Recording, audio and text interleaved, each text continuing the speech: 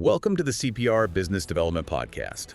This episode 5 is starting and operating your CPR business. That's right. If you've ever thought about, taking that passion for saving lives and turning it into an actual business, well, you're definitely in the right place today. Absolutely. We're going deep into what it really takes to get a CPR training business off the ground. Yeah, we're talking essentials. From the initial planning stages right through to getting those first classes up and running. We've pulled together a lot of insights for you. Think of it as a practical guide. We've looked at what the experts say, what successful businesses do to give you actionable steps. Okay, let's unpack this then. So, right out of the gate, pretty much all our sources hammer home the importance of a business plan. Now, I know for some people that just sounds dry, maybe a big corporate. Why is it so critical, especially for something like CPR training? Well, it's less about being corporate and more about having a blueprint, a roadmap. It forces you to really think through everything. Where are you now? Where do you want this business to go? Right. It's a deep analysis, basically. Experts push for it because it genuinely helps you see potential problems before they happen and spot opportunities, too. It boosts your chances of building something that lasts, not just a hobby. So it's practical prep, not just theory. What kind of things, specifically for a CPR business, should be in this plan? What are the must-haves? Okay, several key things. First, your mission. What's the core purpose? Like, Health of New England, their mission is clear. Provide top-notch CPR and first aid training. Simple but important. Okay. Mission. Then your strategies. How are you actually going to achieve that mission?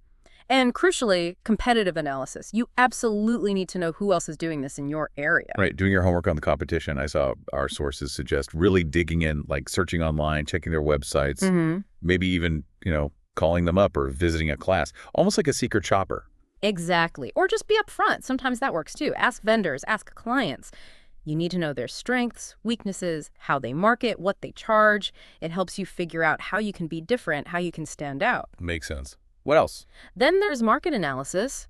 Who are you actually trying to teach? Businesses, schools, new parents, community groups. Why do they need the training? How often? Understanding your customer is key. Demographics, motivations. Got it. Everything. And finally, the numbers. A financial forecast. You need to project your income, your expenses, at least for the first year. It tells you if the whole idea is actually viable financially. Wow, okay, that does sound like a fair bit to pull together. I can see why someone might feel a bit overwhelmed. I just want to teach CPR, not write a novel. Totally understandable. That feeling is real. But look, there's help out there. Fantastic help, actually. SCORE, that's the Service Corps of Retired Executives. Oh, yeah, SCORE. They're part of the U.S. Small Business Administration. They offer free counseling, workshops, even business plan templates. It's an amazing resource. Yeah, I've heard great things. They pair you with experienced mentors, right? People who've been there. We should mention the website. It's www.score.org, or you can call 1-800-634-0245. Definitely. It's like having a guide. And look, even if a full-blown 50-page plan feels like too much right now, even what some sources call a kind of playfully, a sketchy plan is still super valuable. Just jotting down the basics, your mission, quick look at competitors, who you want to teach, maybe a simple SWOT analysis. Strengths, weaknesses, opportunities, threats. Right. And just a rough idea of the finances. Even that provides so much direction. It gets you thinking strategically from day one. That makes it feel a lot more manageable, actually. Yeah. Okay, so you've got some kind of plan, even a basic one. What's a good next practical step towards actually, teaching? Observing. Definitely observing other instructors first. Our sources really stress this. Like shadowing. Exactly. Before you lead your own class, watch experienced instructors in action. You pick up so many little tips, teaching techniques. You see how the whole experience feels for a student. And it's more competitor research too, right? Seeing what they actually do in the classroom. Precisely. It feeds back into that analysis. How do you arrange that? Just call up local training providers or fire departments? Yeah, those are great places to start. Ask colleagues, too, if they know any really good instructors. Just be upfront, say you're starting out, you'd love to observe. Do they charge for that? Sometimes they might ask you to pay the regular class fee, but often if you offer to help out, carry some gear, help set up the mannequins, maybe assist students during practice, they might let you sit in for free. Offering to lend a hand. Smart. Makes it a win-win. For sure. And when you're there, be observant. Like, really pay attention. How's the room set up? How do they kick off the class? What did you personally like or not like? What kind of mannequins are they using? What are the instructor's real strengths? How do they handle, say, tricky questions or someone struggling? And watch the students too, I guess. Are they engaged or are their eyes glazing over? Exactly. Are people asking questions, leaning in, or are they checking their phones? That tells you a lot. It's like getting insider intel. And I suppose even watching a class that maybe isn't amazing can be useful. Oh, absolutely. Seeing what not to do, identifying things you think you could do better, that's incredibly valuable learning right there. Okay. One quick note, though. Our sources mention being ethical about it. Don't just, like, swipe their handouts right Whoa, now. definitely not. Ask permission if you want to adapt something, but yeah, be respectful of their materials. Got it. So you've done some planning, you've observed. Now, the official part. To actually give out certification cards, you need to be linked with an agency, don't you? Yes, that's non-negotiable. For recognized certifications, you must affiliate with a reputable certifying agency. They provide the curriculum, the student manuals, the actual cert cards. And there's usually a process for that, fees and applications. Yep, typically an instructor application process. And yeah, there are usually fees involved for the materials and the affiliation itself. People talk about instructor kits. What's actually in one of those? It's basically your teaching toolkit for their specific program. So you'll get instructor manuals, often with really detailed lesson plans, student workbooks or manuals, and usually the videos or DVDs they use for the course. Okay. And who are the big players in the U.S. for this? The main ones you'll hear about are the American Heart Association, the National Safety Council, American Red Cross, and the American Safety and Health Institute, or ASHI. Those sound familiar. Are there others? Should you maybe be wary of newer or less known agencies? It's generally wise to be a bit cautious, yeah. The key thing is making sure the certification your students get will actually be accepted where they need it, like for their job or for regulatory requirements. Do your homework on the agency's recognition. Good point. Can you work with more than one agency? Or do you have to pick just one? Nope. No exclusivity. You can absolutely be an instructor for multiple agencies if you want. The main drawback is cost. You'll need to buy the instructor kits and materials for each one and keep up with any updates or requirements for each. That can add up. Right. Managing multiple systems. Makes sense. Question, do you need, like, a nursing degree or paramedic background to become a CPR instructor? That's a common misconception. No, you don't need any formal medical credentials. What you do need is to successfully complete the instructor course offered by the specific agency you choose. Okay. That course will teach you their content, their teaching methods, how to run the skill sessions effectively. You might also need to, say, assist with a course under supervision before you get your final instructor certification. They'll guide you through their specific process and how to get the materials. Okay, so you've done a course, you're officially a certified instructor. Yeah. But knowing the material and actually feeling confident teaching it, Yeah. they're different things. How do you bridge that gap? Get real teaching experience? Best way is usually to start by assisting in classes after you're certified. Look for established CPR training companies in your area. The ones you might have observed earlier. Could be. Check online job boards, or sometimes the certifying agencies themselves have listings or ways to connect instructors with training centers.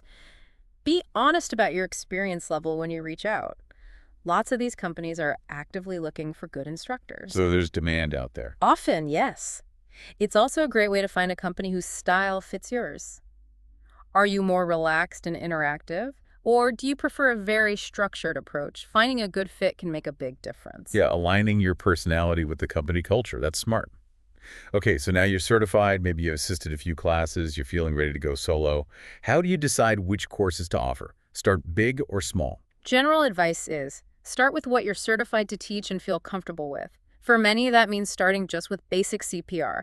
Keep it simple initially. And then expand. Exactly. Listen to your clients. If people keep asking, do you also teach first aid? Well, that's a pretty strong signal to maybe get certified and add that to your menu. Respond to the market need. Our sources also mention things like bloodborne pathogens or even babysitter training. Yeah, those are common add-ons. Offering a wider range of related safety training can definitely make your business more appealing, especially to corporate clients who might want a one-stop shop. What about selling stuff, like equipment? That's another avenue, for sure.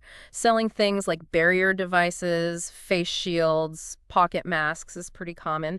But the bigger potential opportunity, according to our sources, is selling AEDs. Automated external defibrillators. Really? Yeah, the demand for AEDs is high and growing. Becoming a distributor or sub-distributor, maybe through programs like World Point offers for instructors, can be a significant additional revenue stream, something to definitely consider down the line. Interesting. Adds value, increases profit potential.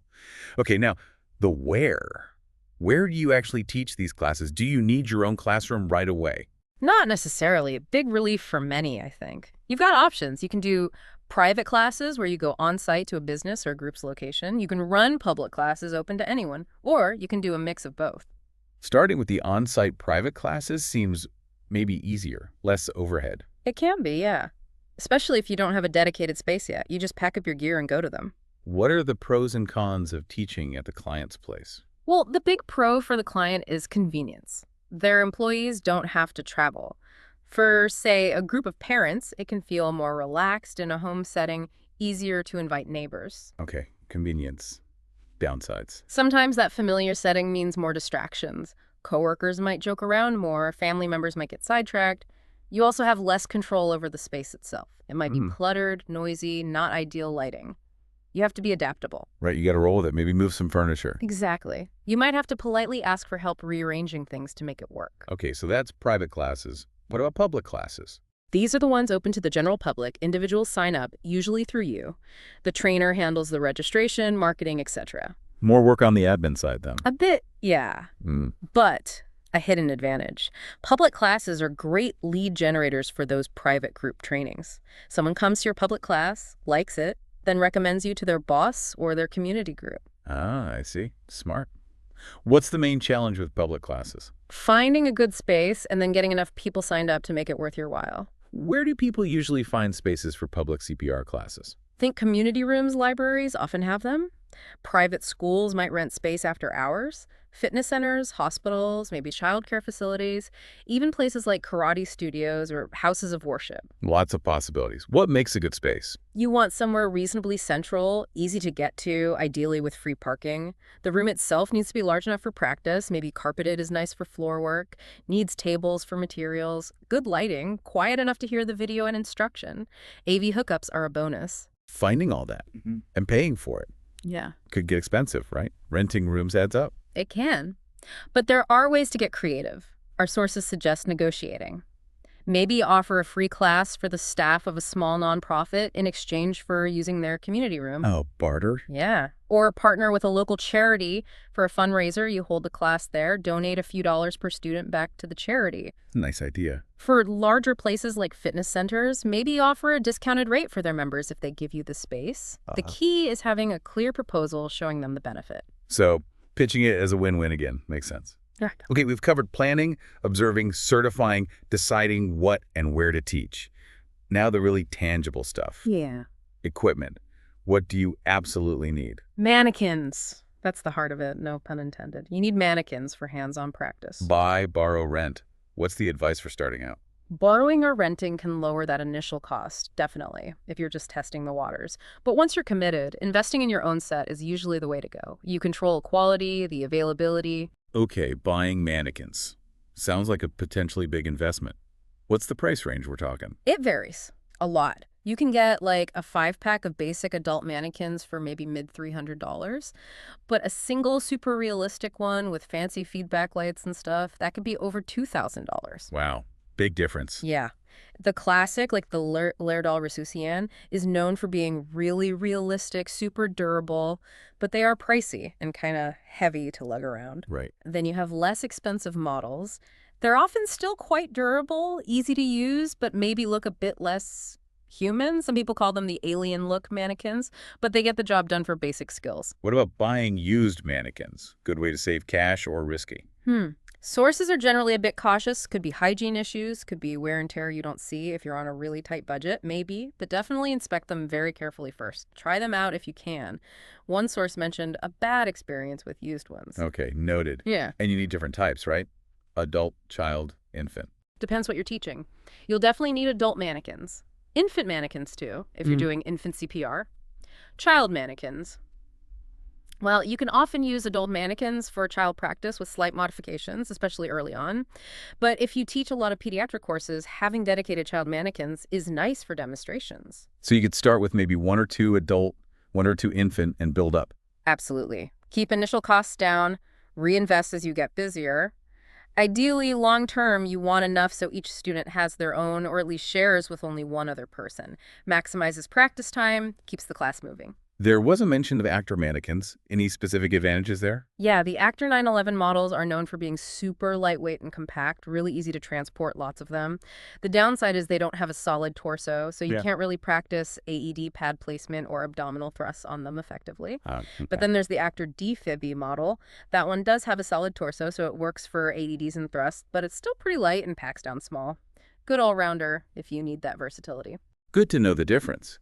What about accessories for the mannequins? Lungs. You need disposable airways or lungs for hygiene. You buy these from the same place you get the mannequins. Keep plenty on hand. Okay. And AED trainers, you mentioned AEDs are important. You need practice units, right? Yes, absolutely essential now. Most CPR courses include AED training. You need at least one AED trainer unit, depending on class size and agency rules, maybe more. And these don't actually shock anyone. Correct. They look and sound like real AEDs, give the voice prompts, but deliver no shock. They cost around $300, $350 typically. It's good to maybe have different types eventually, some that turn on when you open the lid, some with an on-off button, just to show variety. Can you tailor the training to the AED the client actually has? If you know what model they use, yes, trying to get a trainer that's similar is helpful. Sometimes AED sales reps will even lend you trainers for a specific class, especially if you might help them make a sale down the line, another potential cost saver. Smart. Okay, hygiene is obviously huge. What about cleaning supplies? Crucial. You need proper sanitation between students. You can buy special bleach wipes designed for mannequins, or make your own solution. About a quarter cup of bleach to 1 gallon of water in a spray bottle. Works well. Just double bag that spray bottle when you transport it. Trust me, leaks are messy. Good tip. What else? Dry erase markers. Still needed. Less critical now with integrated videos maybe, but still handy to have. For quick diagrams, explaining something on the fly, backup if the tech fails, bring your own markers, don't rely on the venue having working ones. Right. Barrier devices, face shields, masks. Essential. For student safety when sharing mannequins, and also so they can practice using them, you need mannequin face shields for layperson classes, pocket masks too. For healthcare courses, you'll also need bag mask devices. The reusable plastic masks can be washed and sanitized properly between uses. Okay. And if you add first aid, what extra kit do you need then? Depends on the specific first aid course, but typically things like gauze pads, roller bandages, non-sterile is fine for practice, latex-free exam gloves. EpiPen trainers are common now, elastic bandages, maybe a splint, triangular bandages. Your agency's materials will list specifics. What about the bigger tech? Projectors, laptops? Invest early or wait? Sources generally say wait on those. Clients providing on-site training often have their own AV setup you can use. Don't sink cash into that right away unless you absolutely have to. Okay, last thing on equipment. Getting it all there. It sounds like a lot to carry. It can be. Making transport easy is key. Wheeled carriers with straps or bungees are great. Bags with built-in wheels. One source even recommended looking at large rolling sports equipment bags, like for baseball teams. They're durable, roomy, and designed to be rolled around. Like a big rolling duffel. I can see that working. Yeah, anything to minimize lifting and carrying heavy mannequins back and forth to save your back. Wow. That's a ton of really practical, detailed advice. It definitely paints a clearer picture of what's involved in starting and running a CPR business. Seems very doable with the right planning. It really is. It takes work, for sure. But breaking it down into these steps, using the resources available, it's achievable. Yeah. And rewarding. Thank you for joining the CPR podcast, and please subscribe, like, and comment so that we can continue to make more like this. Yeah, let us know what you think. Please leave a comment. We will see you in the next episode 6 SWOT analysis. Click the link in the descriptions to access your copy of Jumpstart Your CPR Business.